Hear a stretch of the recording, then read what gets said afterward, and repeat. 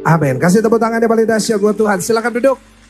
Bapak Ibu Saudara, selamat siang. Boleh saya dengar shalom? Kurang mantap karena ruangan ini penuh, hampir kursinya udah habis saudara. Sekali lagi boleh saya dengar shalom? Tuhan Yesus baik, amin. Coba sekol kanan kiri katakan Tuhan Yesus baik. Yang percaya Tuhan Yesus baik, kasih tepuk tangan yang paling luar biasa, tepuk tangan yang paling dahsyat buat Tuhan Yesus. Mari kita buka Alkitab kita bersama-sama. Saya gak lupa dengan saudara, di rumah sama-sama tulis di live chat, Tuhan Yesus baik. Kita buka 1 Raja-Raja pasalnya yang ke-19. 1 Raja-Raja pasalnya yang ke-19, ayatnya yang pertama sampai ayatnya yang keempat. Hari ini Tuhan arahkan saya untuk kita belajar dari seorang nabi yang dahsyat.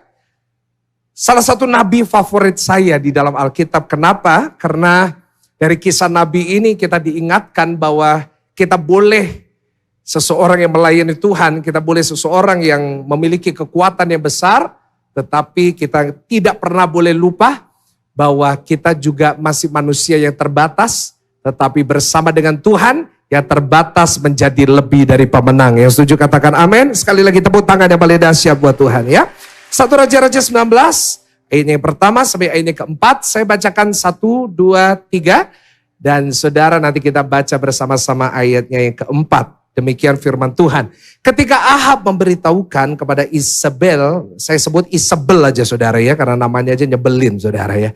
Pada Isabel segala yang dilakukan Elia dan perihal Elia membunuh semua nabi itu dengan pedang, maka Isabel menyuruh seorang suruhan mengatakan kepada Elia, beginilah kiranya para Allah menghukum aku, bahkan lebih lagi daripada itu, jika besok kira-kira pada waktu ini aku tidak membuat nyawamu sama seperti nyawa salah seorang dari mereka itu. Nah saudara, kalau kita perhatikan ayat yang kedua, kita belajar bersama-sama bahwa di sini ceritanya adalah Elia baru saja mengalahkan 450 Nabi Baal. Di mana di atas gunungnya Tuhan, para Nabi Baal melawan dan menantang yang namanya Elia. Bahwa Baal adalah Tuhan yang benar. Tetapi di atas gunung itu, Tuhan membuktikan kekuasaannya melalui Nabi Elia. Di mana 450 Nabi Baal kalah lawan satu orang, namanya siapa Bapak Ibu Saudara? Elia. Ayat 3 dikatakan, maka takutlah ia. Lalu bangkit dan pergi menyelamatkan nyawanya. Dan setelah sampai ke Beersheba yang termasuk wilayah Yehuda, ia meninggalkan bujangnya di sana. Ayat 4 baca sama-sama, 1, 2, 3. Tetapi ia sendiri masuk ke padang gurun sehari perjalanan jauhnya. Lalu duduk di bawah sebuah pohon arar. Kemudian ia ingin mati, katanya sama-sama, cukuplah itu. Sekarang ya Tuhan, ambillah nyawaku sebab aku ini tidak lebih baik daripada, percaya sama-sama kita katakan amin. Saudara, pada siang hari ini saya akan membawakan satu firman Tuhan. Saya beri judul yaitu tekanan yang membawa terobosan. Nah, sekali lagi sama-sama dengan mantap ulangin dengan saya. 1, 2, 3, tekanan yang membawa terobosan. Saya mau mulai dengan berkata bahwa tekanan itu biasa. Coba senggol kanan kiri, tekanan itu biasa. Saya percaya siapapun kita di ruangan ini, baik saudara di sebelah kanan saya nih ya, di pinggir mimbar, saudara di sebelah kiri saya, maupun saudara di tengah, kita semua termasuk yang di rumah, kita dalam hidup pernah merasakan yang namanya tekanan. Setuju dengan saya? Dan menurut saya tekanan itu adalah sesuatu yang kita nggak bisa lari daripadanya. Terutama di hari-hari ini di mana pertanyaan tentang masa depan begitu berat. Apakah inflasi akan menghancurkan ekonomi kita? Apakah pekerjaan akan kembali seperti dulu lagi? Tekanan itu mulai terasa di mana-mana. Bukan hanya secara bisnis, secara politik pun. Banyak orang membuat tekanan yang besar dari luar. Kita lihat dalam pelayanan pun ada tekanan-tekanan yang harus kita hadapi. Dan sekali lagi saya perlu ingatkan bahwa tekanan itu sesuatu yang biasa. Tapi kalau kita tidak bisa mengolah tekanan dengan baik, yang terjadi adalah seperti yang dialami oleh Nabi Elia. Dia seorang nabi yang luar biasa, tetapi setelah dia menghadapi satu persoalan dari seorang ratu yang namanya nyebelin, saudara. Dia berkata kepada Tuhan, lebih baik aku mati. It's better if I die. Just take me now. Ambil aja aku sekarang. Tentu saya rasakan Tuhan berbicara kepada saya beberapa hari ini mengenai tekanan. Kenapa? Karena mungkin ada saudara yang akan datang hari ini di 5 ibadah. Di pagi jam 10, 12, 2, 4, 6. Bahwa ada dari saudara yang hari ini merasakan tekanan yang cukup berat dalam hidup saudara. Entah itu tekanan yang datang dari pekerjaan saudara, dari keluarga saudara, dari diri saudara sendiri. Dan hari ini Tuhan kirim saya untuk membantu saudara mengubah tekanan menjadi terobosan dalam hidup saudara. Yang setuju katakan amin. Dan kalau saudara menghadapi tekanan, saya mau kasih saudara sebuah kabar baik bahwa saya pun seorang hamba Tuhan juga merasakan tekanan yang cukup berat. Bukan hanya sebagai seorang suami, bukan hanya sebagai seorang teman, tetapi sebagai hamba Tuhan, terutama sebagai gembala. Saya merasakan tekanan yang cukup berat. Kenapa saya merasa tekanan yang berat? Karena saya hidup dengan cukup banyak tuntutan. Dan saya catat di slide, sebenarnya akar dari semua orang yang merasa tertekan adalah mereka memiliki begitu banyak tuntutan yang harus mereka pikul. Banyak bapak-bapak di sini merasa tertekan, kenapa? Karena tuntutan bagi saudara sebagai seorang kepala keluarga untuk menyediakan buat keluarga saudara cukup berat hari-hari ini. Sebagai gembala saya menghadapi tuntutan, yaitu saya setiap hari Minggu harus menyampaikan firman yang semoga bisa memberkati jemaat. Setiap hari Minggu sebelum saya naik, tuntutan dan tekanan cukup berat.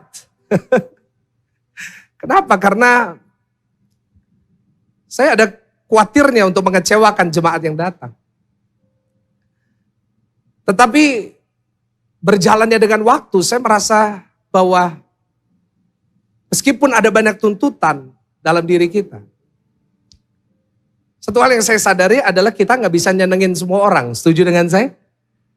Akhirnya saya belajar bahwa sebagus-bagusnya saya menyampaikan firman, pasti ada yang cocok dan gak cocok. Dan itu membuat tekanan itu makin kecil. Karena dalam beberapa tahun saya melayani saudara, seringkali tuntutan jemaat itu beda-beda. Kita dulu memulai gereja ini, kita pajang besar-besar. Pengumuman nama gereja kita GSJS, singkatan apa? Gereja 1 jam saja. Semua orang dulu waktu lihat, apa itu gereja 1 jam, 1 jam. Kok kayak lagu dangdut. Ada saya ketemu dengan seseorang di airport. Saya bilang, seorang hamba Tuhan. Pak, shalom. Shalom. Perkenalkan saya Michael Gunawan. Saya juga seorang pendeta. Oh ya? Gereja mana? Gereja 1 jam saja. Apa itu gereja kok 1 jam? Sekarang gereja kita 1,5 jam, gereja dia 1 jam. Karena itu kadang-kadang saya mau ganti, GSJS saya ganti nama, bukan gereja 1 jam, tapi GSJS gereja 1,5 jam. Tapi kita gak bisa nyenengin semua orang. Dulu saya selalu punya tekanan, kenapa? Karena gimana kalau khotbah saya gak lucu? Terus saya pikir-pikir, ini khotbah atau stand up komedi ya? Tapi tuntutan selalu gitu. Kalau khotbah lucu, aduh, khotbahnya lucu. Tapi ada juga yang bilang, ini khotbah kok lucu-lucuan. Ini mau firman atau komedi? Oke.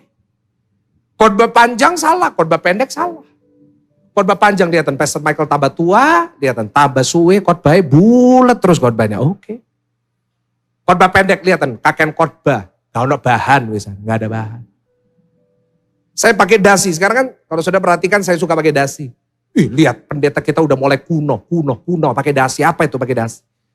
Coba saya gak pakai dasi, gak menghormati hadirat Tuhan. Saya pakai dasi kepanjangan, kuno, kayak pendeta-pendeta zaman dulu. Saya pakai agak pendek, kayak badut lihat pastor. Saya gendut salah, kurus salah. Kurus dibilang gak ada berkat Tuhan, gak ada wibawa. Gedut dibilang, aduh pendeta ini makan terus gak bisa menahan diri ya, gak ada kontrol, self controlnya. Oh gitu. Ya. Dan kalau saya gak hati-hati, tekanan itu bisa membuat saya hancur, sempat membuat saya hancur, sempat membuat saya mau berhenti. Sempat membuat saya bilang, gak usah gereja-gereja, gak usah jadi pendeta. Kenapa? Karena begitu banyak tuntutan dari saya, dan begitu juga dengan saudara. Mungkin saudara bukan hamba Tuhan, tapi saudara seorang suami, saudara begitu banyak tuntutan. Tuntutan dari istri saudara, tuntutan dari anak untuk sekolahkan anak saudara minta sekolah luar negeri, istri minta tas, istri minta sepatu. Nanti sebentar lagi bulan September itu banyak orang tua kebingungan kenapa iPhone baru keluar. Tuntutan yang begitu berat bagi suami-suami, istri-istri. Begitu banyak tuntutan, dimana kita dituntut untuk keluarga kita, rumah kita atur dengan baik, tapi kita juga harus melayani suami. Kita juga sebagai menantu yang baik. Itu bukan sesuatu yang mudah kalau kita mau jujur. Banyak dari kita dituntut untuk menjadi orang tua yang baik. Gimana coba jadi orang tua yang baik? Apa yang kita lakukan selalu salah, kita dituntut menjadi anak yang baik. Kita dituntut jadi mertua yang baik, menantu yang baik. Dan tekanan itu kalau kita tidak hati-hati, akan membuat kita capek dan pada akhirnya jadi seperti Elia. Dia sudah melakukan semua yang baik. Menurut saya dia seorang nabi panutan, tetapi saat dia merasa tuntutan terlalu banyak, di saat dia sudah melakukan yang baik, dia sudah mengalahkan 450 nabi Baal, tapi tetap dituntut, tetap ada tekanan. Apa yang terjadi? Dia bilang sama Tuhan, Tuhan, ambil aja nyawaku. Ada yang ngerasa kayak gitu? Karena saya ngerasain dalam roh saya benar hari ini, bahwa ada dari saudara yang udah ngerasa capek gitu. Karena seakan-akan gak ada yang ngerti gitu. Tuntutan dan tekanan yang besar dalam hidup saudara. Elia mengalami itu, kenapa? Karena dia punya banyak tekanan. Yang pertama, dia harus jadi nabi, dia nabinya Tuhan. Dia sampaikan pesan Tuhan. Bukan hanya itu, dia jadi tentaranya Tuhan. Saat menghadapi 450 nabi Baal, sendirian dia lawan 450. Dan yang ketiga, dia punya tanggung jawab. Bukan hanya sebagai nabi, bukan hanya sebagai tentara Tuhan. Tapi dia juga punya tanggung jawab sebagai manusia. Gitu. Kadang-kadang selain kita jadi suami, selain kita jadi seorang karyawan, selain kita jadi seorang bos, selain kita jadi seorang pelayan Tuhan, kita kadang-kadang harus ingat bahwa kita juga masih Coba ngomong sama kanan kiri, aku juga masih manusia gitu. Ada lagunya juga buat pendeta, pendeta juga manusia. Karena saya nggak boleh lupa bahwa selain saya seorang gembala, selain saya seorang hamba Tuhan, saya juga manusia. Dan manusia juga punya kebutuhan. Dan manusia juga ada batasnya gitu. Dan sayangnya Elia tidak mengolah tekanan dengan baik. Dia berkata, lebih baik aku mati. Padahal dia seseorang yang diurapi oleh Tuhan. Saya khawatir ada banyak orang sudah rajin ke gereja. Saya khawatir sudah banyak orang sudah rajin pelayanan. Sudah baca Alkitab, sudah ikut ibadah. Pastor Michael, saya semua ibadah GZS ikut. Doa fajar ikut, doa malam ikut. Kaum muda ikut. Selah ikut. Hari Minggu dari jam 6 pagi sampai jam 10 malam saya ikut. Saya khawatir ya kalau kita membanggakan kehebatan kita dalam beribadah, tapi kita tidak berhasil di dalam kehidupan kita untuk mengalahkan tekanan. Saya khawatir kita nanti jadinya ke gereja, tapi hidupnya menderita. Saya berdoa di tempat ini, kita ke gereja bukan menderita, tapi kita datang ke gereja pulang diberkati Tuhan. Yang setuju katakan amin. Yang jangan tepuk tangan satu orang aja, kasih tepuk tangan semuanya buat Tuhan. Yes. Karena itu hari ini saya dikirim Tuhan untuk membawa saudara, tampilkan judul dari khotbah saya apa saudara? Yaitu kita harus mengubah tekanan menjadi apa Bapak Ibu Saudara? Saya berdoa dalam hidup saudara tahun ini saudara ngalamin terobosan. Yang setuju katakan amin. Ya? Ayo kita belajar sama-sama dari Elia. Kita belajar dari kesalahan dia. Kita belajar dari kenapa kok seorang hamba Tuhan yang luar biasa. Kok dia bisa sampai bilang lebih baik aku mati. Yang pertama kita buka 1 Raja-Raja 19 ayat yang ke-9 sampai ayat yang ke-10. Rambut saya jadi putih saudara ya. Ya. Mungkin lampunya jangan terlalu diarahkan ke rambut saya. Karena nanti kelihatan ketipisan dari rambut saya saudara. Karena banyak orang selalu ngomong gini, Michael Gunawan itu Gunawan, gundul tapi menawan. Saya terus tengking dalam nama Yesus ya, tapi kalau ditampilin dipanasin.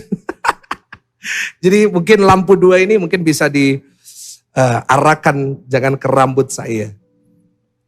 Tadi pagi jam 10, lampunya segitu terangnya sampai muka saya glowing. Memang muka saya udah putih gitu, saya tahu. Tapi jangan dibuat glowing, nanti dipikir iklannya skincare saudara. Tadi pagi itu seglowing itu sampai tinggal di bawah di tulisan make up by, nah itu. Ya kan? Jadi ya gak apa-apa. 1 Raja-Raja 19 ayat yang ke-9 sampai ayat yang ke-10. Baca sama-sama, 1, 2, 3. Di sana masuklah ia ke dalam sebuah gua dan bermalam di situ. Maka firman Tuhan datang kepadanya demikian. Apakah kerjamu di sini, hai Elia? Ayat 10. Jawabnya apa? Aku bekerja segiat-giatnya bagi Tuhan, Allah semesta alam. Karena orang Israel meninggalkan perjanjianmu, meruntuhkan mezbah-mezbahmu dan membunuh nabi-nabimu dengan pedang. Perhatikan sama-sama kalimat ini. Hanya aku seorang dirilah yang masih hidup dan mereka ingin. Ya pertama, kita belajar sama-sama dari kisah Elia. Kenapa kok Elia merasa tertekan gitu? Kenapa kok banyak dari kita pada akhirnya kita ngerasa capek gitu karena tekanan? Kita perhatikan yang pertama, karena dia merasa sendirian. Ulangin sama-sama dengan saya, 1, 2, 3. Dia merasa apa saudara? Tulis di live chat, jangan merasa sendirian. Yang datang sama keluarga, ayo kasih tahu sebelahnya, katakan, kamu gak pernah sendirian. Oh perlu. Kenapa di setiap khotbah saya perlu keluarga saling kasih tahu? Karena seringkali masalah rumah tangga hari-hari ini adalah komunikasi. Apa saudara? Kita gak pernah saling ngomong. Karena itu kalau di rumah saudara gak ngomong, di gereja saya paksa saudara untuk ngomong. Ya, ayo. Kamu gak pernah sendirian. Dikatakan Elia, tampilin lagi ayat yang ke-10, dikatakan apa? Elia berkata, hanya aku seorang diri. It's just me. It's only me. Hanya saya gitu. Hanya saya yang menghadapi semua ini sendirian gitu. Gak ada yang dukung saya, gak ada yang tolong saya. Dan itu yang membuat dia kalah dengan yang namanya tekanan. Saudara, saya ingin katakan merasa sendirian adalah kondisi yang sangat berbahaya. Saya ulangin sekali lagi. Merasa sendirian kondisi paling apa saudara? Oh bahaya. Bahaya. Kenapa? Karena saat kita merasa sendiri, itu adalah tempat yang paling baik buat setan untuk mengintimidasi kita. Pernah diintimidasi sama iblis, Pak, Bu? Kapan kita diintimidasi sama iblis? Saat kita sendirian. Ada satu kisah di mana Tuhan Yesus datang ke satu tempat namanya Gerasa. Di Gerasa, ada seorang yang kerasukan setan. Dan firman Tuhan mencatat bahwa yang dilakukan oleh setan ini terhadap orang yang dirasuknya adalah setan selalu menggiring dia ke satu tempat untuk dia menyendiri. Ini yang seringkali kita lupa. Kadang-kadang kita pikir setan itu wah, dalam bentuk ini, bentuk itu. No, setan akan membuat kita ngerasa sendiri gitu. Lihat, gak ada yang dukung kamu. Lihat, gak ada yang sayang sama kamu. Lihat, gak ada yang mendukung kamu. Lihat, kamu ngadepin hidup ini sendirian. Karena itu setan paling suka kalau ada orang yang ngerasa sendirian. Kenapa? Karena dalam kesendirian setan bisa kirim pesan-pesan di otak kita. Yang membuat kita yang sudah tertekan jadi makin tertekan. Setuju dengan saya? Dalam kesendirian setan akan bisikin, lihat apa gunanya ibadahmu. Kamu udah ibadah, kamu udah ke gereja, kamu udah pelayanan, tapi hidupmu kok masih kayak gitu. Dalam kesendirian setan akan mengirim pesan-pesan dalam pikiran saudara. Hei, gak ada yang sayang sama kamu. Lihat, semua orang maunya ngancurin kamu. Dan itu sangat berbahaya. Ada di sini yang ngerasa sendirian. Karena saya perhatikan ya dari banyak yang sudah saya beri counseling gitu. Banyak yang saya ajak ngobrol. Bahwa ada orang itu ya di tengah keluarga gitu ya. Ada suami, istri, ada anak, ada orang tua gitu. Tapi tetap ngerasa sendirian. Tetap ngerasa bahwa gak ada yang ngerti. Nobody understands me, nobody love me. Gitu. Nobody understands me, gak ada yang ngerti saya. Hanya saya sendirian yang hadapin ini. Dan saya mau beritahu saudara strateginya iblis yaitu sekarang. Strategi iblis tahun-tahun ini udah beda sama zaman dulu. Hari-hari ini iblis nyerang kita gak pakai bentuk suster ngesot. Karena hari-hari ini orang Kristen untuk lihat suster ngesot bayar 100.000. Setan bilang, ini manusia aneh ya. Ada setan malah datang ke bioskop bayar 100.000. Kalau premier 200.000 kalau weekend. Setan udah kehabisan cara. Ini aja. Aku akan membuat orang-orang di tengah keluarga. Membuat suami ngerasa bahwa istrinya gak ngerti dia. Bahwa istrinya gak ngerti tekanan yang dia hadapi. Dan dia harus hadapi hidup sendirian. Dia akan membuat istri berkata, aku gak dihargai sama suamiku. Suamiku gak peduli sama aku. Gimana aku harus ngadepin hidup ini. Banyak anak-anak muda di sini merasa bahwa orang tuaku gak pernah mau ngertiin aku. Orang tuaku gak mendukung aku. Orang tuaku gak cinta sama aku. Ya udah aku jalan sendiri. Dan itu sangat berbahaya Pak Bu.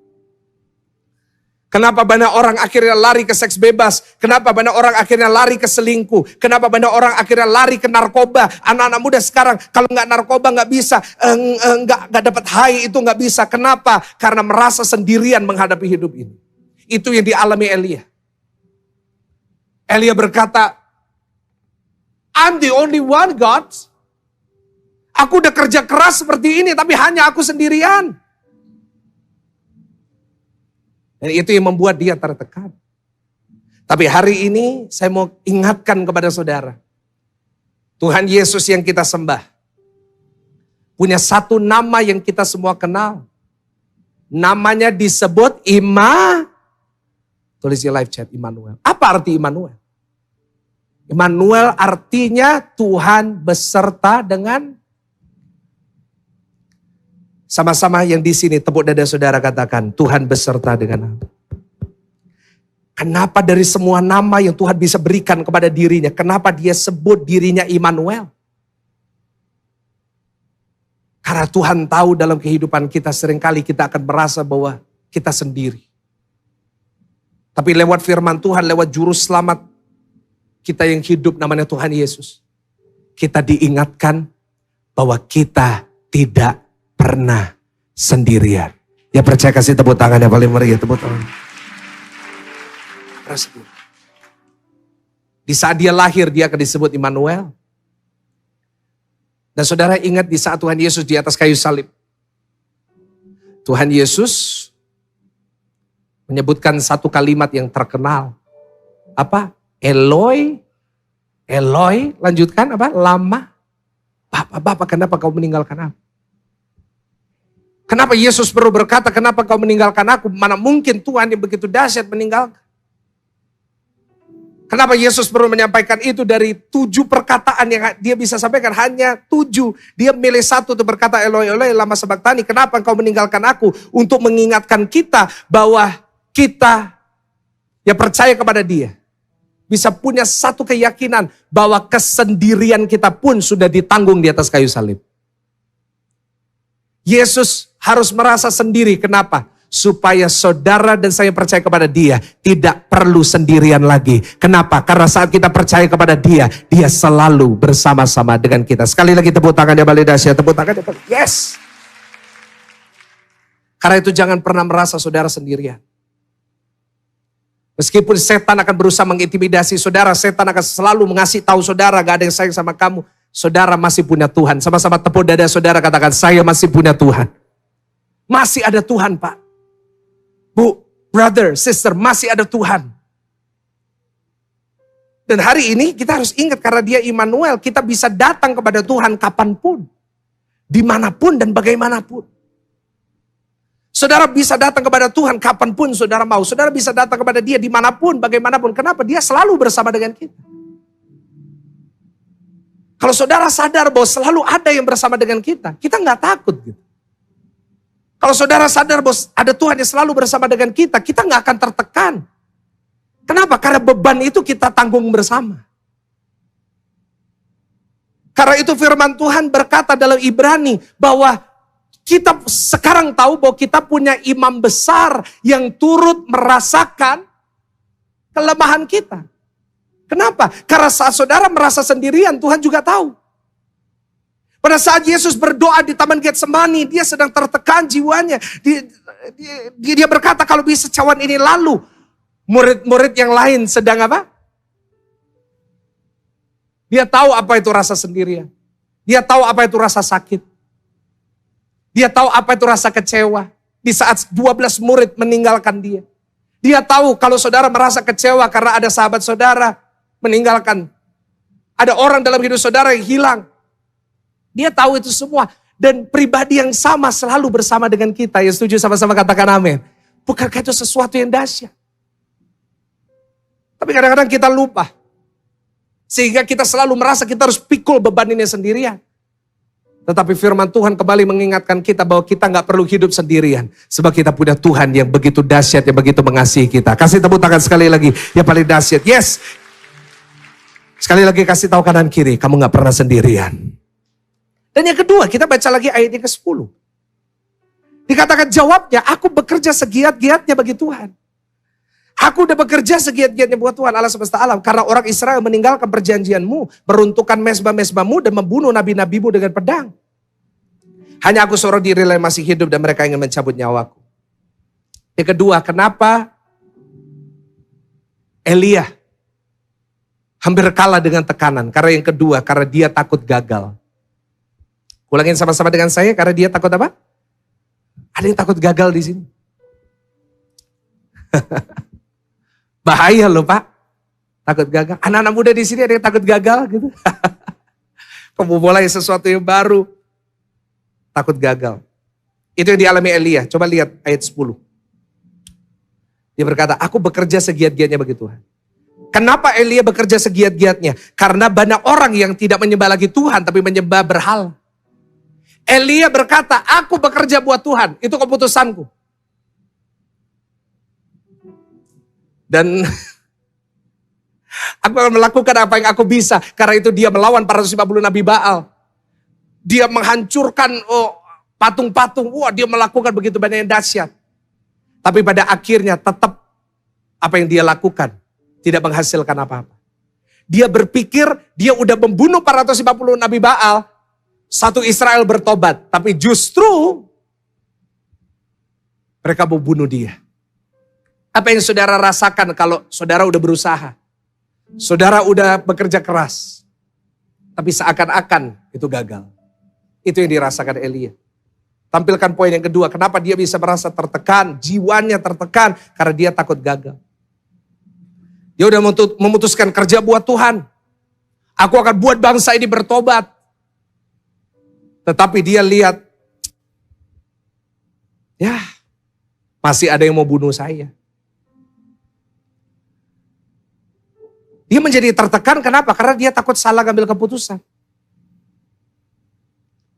Dia berpikir, apa keputusanku salah ya? Berperang buat Tuhan. Kok kelihatannya sia-sia tidak melahirkan hasil apa-apa gitu. Seringkali dalam kehidupan kita hal yang paling sulit yang kita harus lakukan adalah mengambil sebuah keputusan. Setuju dengan saya?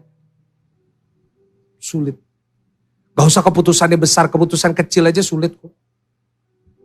Istri saya dulu sering tanya ke saya satu pertanyaan yang berat gitu. Apa pertanyaannya? Mau makan di mana?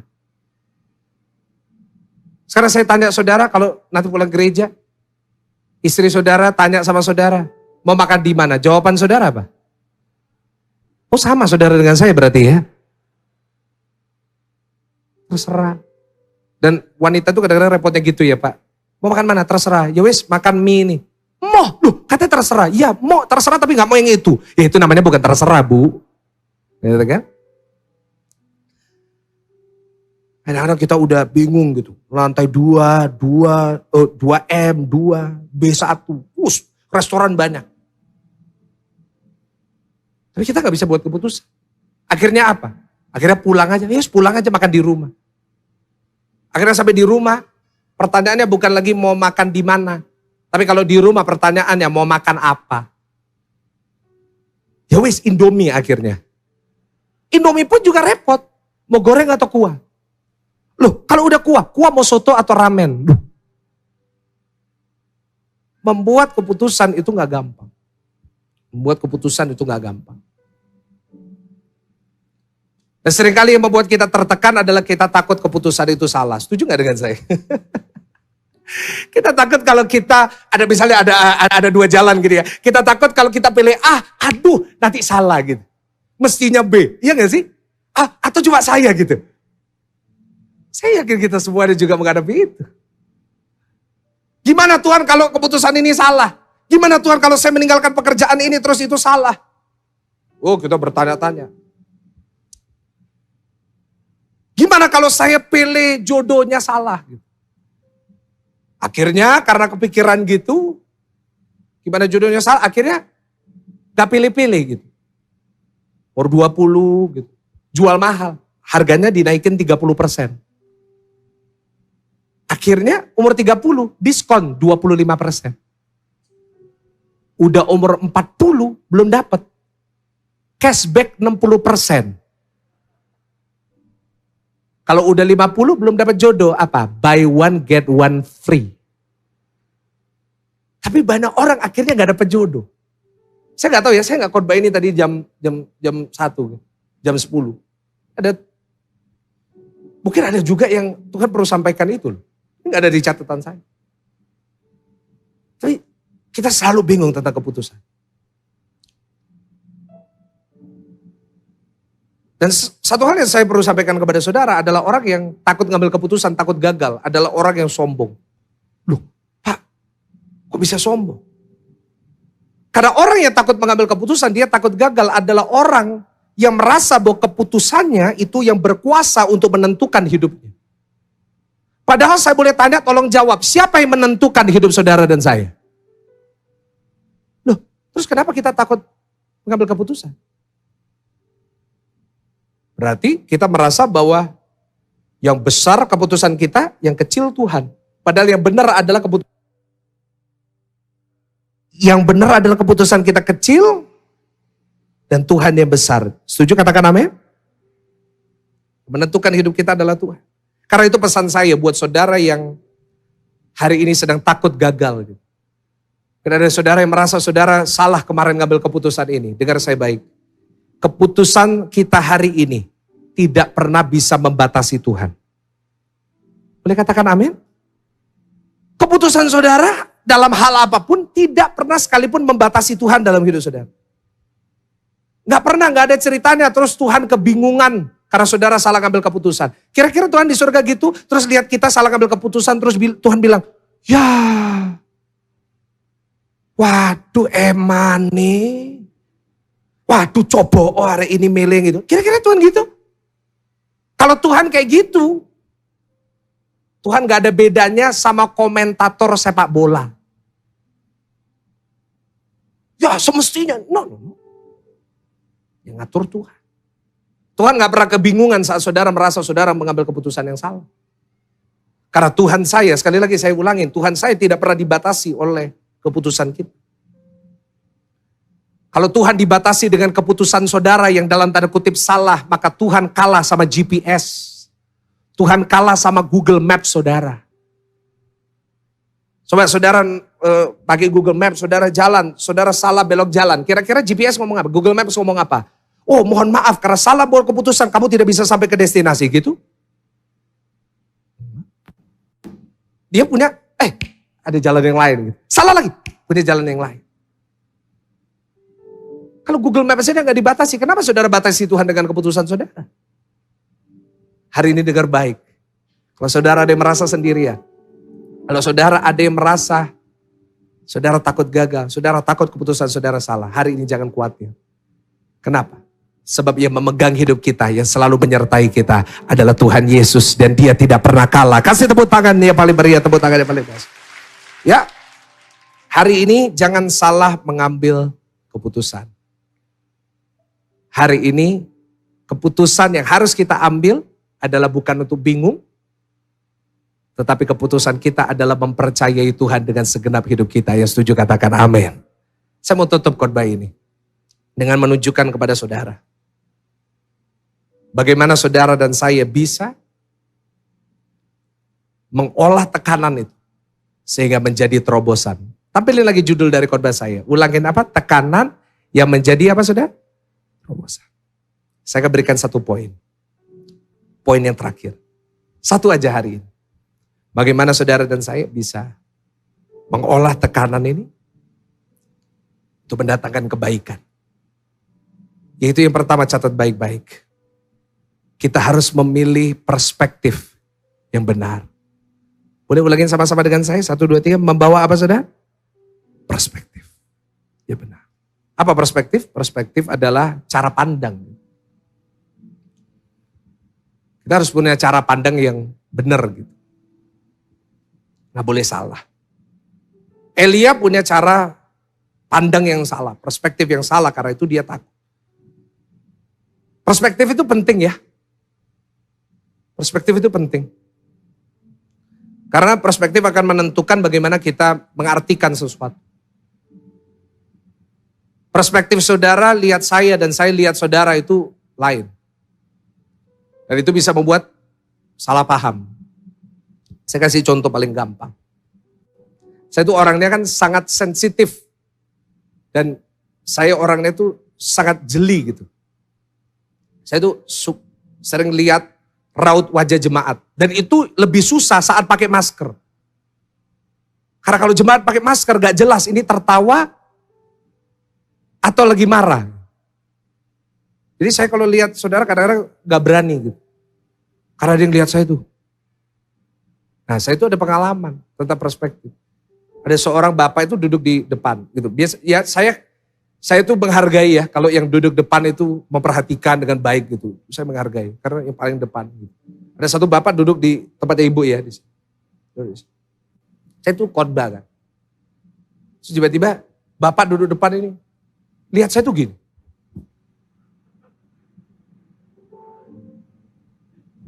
Dari awal sampai akhir kayak gitu. Karena itu saya mutusin untuk lihat ke sini terus ngomong khotbah ini. Jadi kalau saudara lihat saya lebih suka lihat kemana, artinya di sebelah sana itu ada orang mengerikan saudara. Ya, dari tadi saya suka lihat sini, berarti di sana. Wah haleluya saudara, haleluya. Nah bapak ini duduk di depan. Lihatin saya.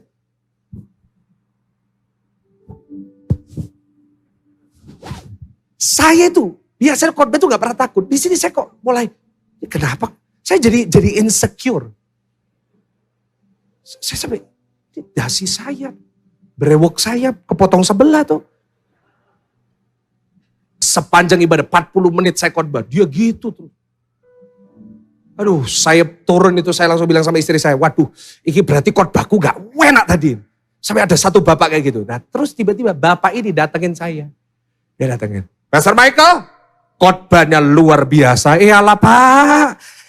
Tahu gitu, saya semangat. Nah tapi itu kan cara pandang gitu kan. Dia lihat saya, dan secara saya lihat dia, menghasilkan perspektif yang Dengan jemaat online juga, saudara bisa lihat saya gak bisa lihat saudara. Saya cuma bisa lihat saudara itu nama-nama di live chat. Kenapa kok dari awal saya itu selalu tulis di live chat sampai ada orang bilang saya ini pendeta live chat gitu. Kenapa? Karena itu perspektif. Saya harusnya perspektif. Saya harus lihat, oh ini siapa yang lagi lihat? Oh ini ada yang namanya Esther, ya kan? Oh ini yang lagi live. Ini ada yang ini yang namanya Icing, ya kan? Ada yang namanya Dimas, ada yang namanya Silvi, ada yang namanya Kusuma gitu kan. Saya lihat saudara hanya sebatas nama. Tapi saudara yang di balik layar lihat saya. Saudara bisa lihat saya dengan seluruh kepenuhan saya. Itu namanya perspektif, cara pandang. Cara kita memandang sesuatu itu sangat penting. Kalau perspektif kita salah, kita pasti salah paham sama Tuhan. Karena kita punya perspektif, oh tekanan berat, artinya Tuhan benci sama saya. Tuhan hukum saya, iya gak sih? Ada yang gitu, ada yang pernah ngerasa, oh kalau saya ngalamin masalah berarti Tuhan marah sama saya. Itu kan perspektif saudara. Perspektif kita kalau salah Pak, bahaya loh. Karena perspektif itu menurut saya sangat penting. Cara pandang itu sangat penting. Nah, saya catat supaya kita tidak salah paham dengan Tuhan. Perspektif kita, cara pandang kita harus benar. Apa? Pakai kacamatanya Tuhan. Ulangin sama-sama, pakai apa? Kacamata itu akan membedakan perspektif. Mata saya minusnya cukup berat. Sehingga kalau saya nggak pakai kacamata, saya nggak bisa lihat wajah saudara. Tapi begitu kacamata ini saya pakai, saya bisa lihat dengan jelas. Kadang-kadang kita sama Tuhan itu seperti kita nggak pakai kacamata. Kita nggak jelas gitu lihat rencananya Tuhan.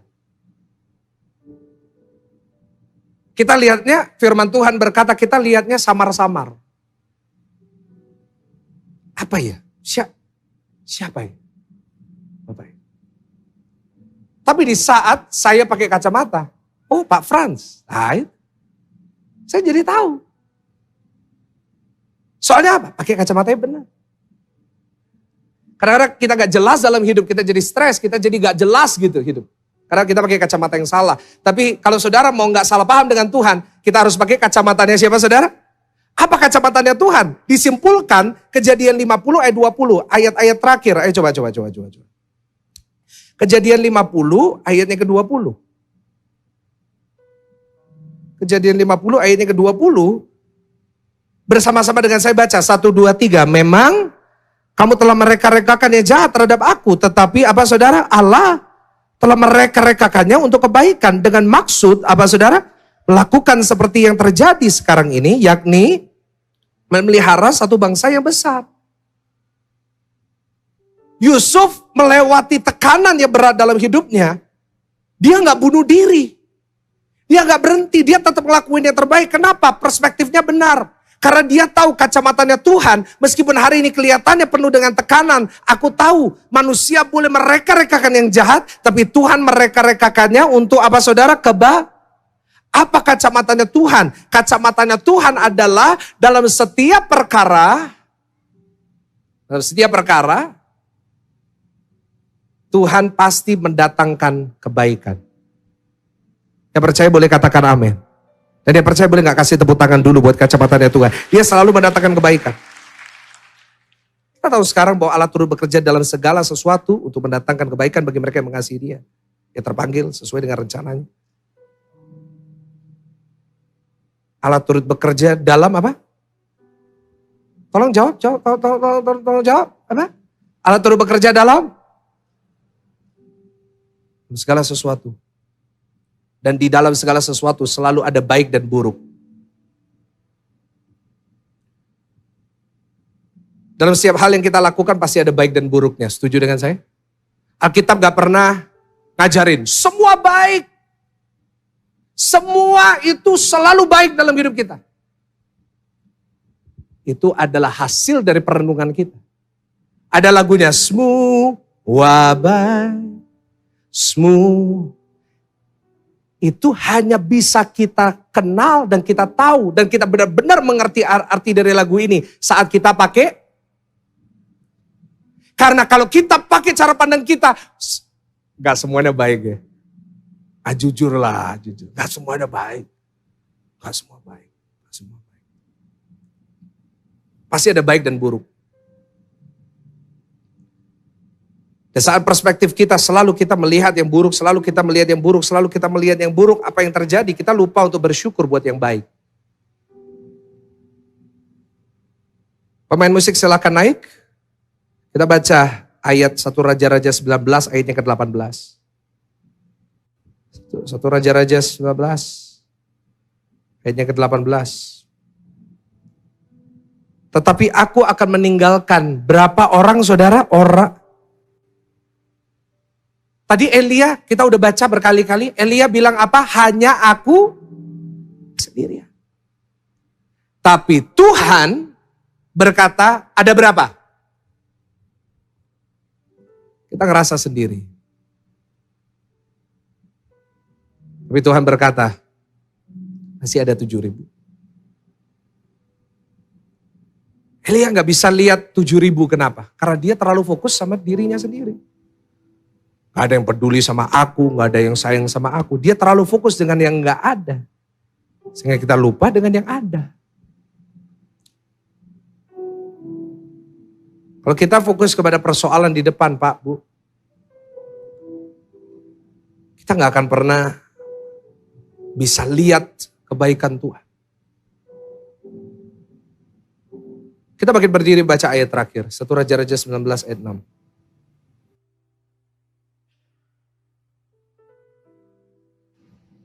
Di ayat 6 kita lihat seorang Elia sedang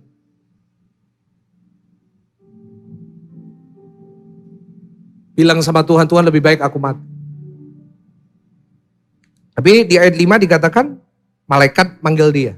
Dan ayat 6 kita baca sama-sama. 1, 2, 3. Ketika apa? Iya. Ayat 6. Ketika ia melihat apa? Sekitarnya. Maka pada sebelah kepalanya ada roti bakar, sebuah kendi berisi air. Lalu ia makan dan minum, kemudian kata kuncinya ada di kalimat pertama. Ketika ia melihat, dia terlalu fokus dengan Isabel. Dia terlalu fokus dengan persoalan. Sampai dia lupa untuk lihat sekitar. Saudara, di sekitar saudara masih ada orang-orang yang baik. Ubah perspektif kita. Jangan selalu fokus dengan yang tidak ada, sehingga kita lupa dengan yang ada. Pak, menurut para expert, seharusnya di usia saya udah punya uang segini. Saudara fokus terus sama omongan itu. Saudara gak akan pernah syukuri apa yang saudara udah punya sekarang. Setiap hari lihat sosial media, teruskan lihat sosial media saudara. Tengah ibadah terus lihat mobil, rumah. Silakan. Tapi jangan salahkan Tuhan kalau saudara tidak pernah merasa lebih baik saat saudara beribadah. Kenapa? Karena perspektif saudara selalu kepada yang belum saudara punya. Dan bukan dengan apa yang saudara udah punya. Saudara udah punya apa sih? Saudara yang datang sama keluarga, saudara masih punya keluarga. Bersyukur dong. Saudara masih punya tangan. Bersyukur dong, pakai dong. Dikatakan ketika Elia lihat sekitar, ada Tuhan sediakan gitu. Sebenarnya apa yang saudara butuhkan, Tuhan itu udah menyediakan buat saudara. Ingat kata yang saya taruh buat tahun ini, Jehovah Jireh. Jireh artinya apa? Tuhan yang menyediakan. Artinya urusan menyediakan, urusan Tuhan, urusan kita percaya dan melangkah. Dan kita akan lihat Tuhan menyediakan.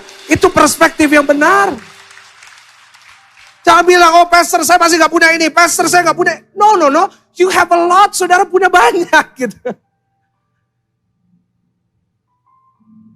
Saudara masih punya Tuhan loh. Memang saudara belum punya rumah mungkin. Saudara masih punya Tuhan gitu. Dia punya segalanya. Rubah perspektif kita hari ini. Kacamata Tuhan juga berbicara. Dia bukan hanya mendatangkan kebaikan. Tapi dia gunakan yang buruk. Dia gunakan kelemahan kita. Dia gunakan kekurangan kita. Dan dia mereka-rekakan. Untuk mendatangkan kebaikan dalam hidup saudara dan saya. Kasih tepuk tangan buat Tuhan Yesus. Tuhan Yesus, hamba-Mu berdoa buat setiap jemaat-Mu. Hambamu sudah sampaikan pesanmu. Hambamu hari ini berdoa semua jemaat yang mendengar sudah diberkati. Hari ini kami tidak mau merasa sendirian karena kami tahu siapa yang selalu bersama dengan kami. Hari ini kami tidak mau merasa gagal, salah buat keputusan. Karena kami tahu siapa yang pegang hidup kami. Kau gak pernah dibatasi oleh keputusan kami Tuhan. Kau gak pernah dibatasi oleh musuh kami. Kau gak pernah dibatasi oleh Isabel. Kau gak pernah dibatasi oleh inflasi. Kau gak pernah dibatasi oleh bos kami yang memecat kami. Kau gak pernah dibatasi oleh toko kami yang sepi. Kau gak pernah dibatasi dengan usia kami. Kau gak pernah dibatasi oleh gereja kami. Karena Engkaulah Tuhan yang memiliki segalanya. Karena itu ajar kami untuk kami melihat semua baik. Semua baik. Semua baik. Termasuk yang buruk tetap baik. Karena kami tahu manusia boleh mereka-rekakan yang jahat. Tapi Tuhan mereka-rekakannya untuk mendatangkan kebaikan bagi kami. Di dalam nama Tuhan Yesus. Hambamu sudah selesai? Mari percaya sama-sama kita katakan. Amin. Kasih tepuk tangan yang paling meriah. Silakan duduk.